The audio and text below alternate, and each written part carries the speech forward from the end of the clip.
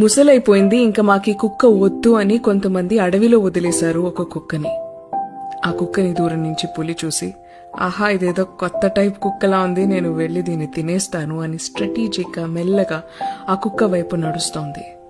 ఇది అబ్జర్వ్ చేసిన కుక్క వెంటనే లేచి ఆ ఏరియాలో క్యాషువల్ గా నడుస్తున్నట్టు నడిచి అక్కడేవో బోన్స్ లా కనిపిస్తే అవి చూస్తూ తనలో తను గట్టిగా అనింది, ఇది మొన్న తిన్న పులి తాలూకు ఎముకల్లా ఉన్నాయే అని.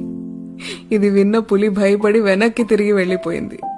ఇదంతా చెట్టు మించి అబ్జర్వ్ చేస్తున్న కోతి మంకీ పులిని పిలిచి, లేదు లేదు అది ఎప్పటి నుంచో ఉన్న బోన్స్, నిన్ను భయపెట్టడానికి ఆ కుక్కలా అనింది, పదా నువ్వు దాన్ని తినే, నేనుంటా నీతో పాటు అని పులి మీదకి ఎక్కింది. పులి మంకీ కుక్క దగ్గరికి వెళ్తున్నాయి. కుక్కకి అర్థమైపోయింది సీన్ ఏంటో. సో ఇంకాసేపు క్యాషువల్ గా నడుస్తున్నట్టు చేసి తనలో తను మాట్లాడుకున్నట్టు గట్టిగా మాట్లాడుకుని, ఇందాకే ఒక కోతిని పంపానే ఇంకో పులిని తీసుకురమ్మని, ఇంకా రాలేదేంటది అని అంది. ఇది విని పులికి చాలా కోపం వచ్చి ఆ మంకీనే తినేసింది. మోరల్ ఆఫ్ ద స్టోరీ ఏంటో తెలుసా?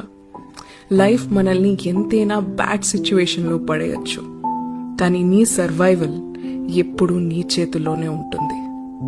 సర్వైవల్ ఆఫ్ ద ఫిటెస్ట్ అంటారు కదా, actually survival of the smartest. Life మీద హోప్ ఉంటే ఎలాంటి సిచ్యువేషన్లో నుంచైనా నువ్వు బయటపడగలవు, బ్రతకగలవు. గుర్తుపెట్టుకో.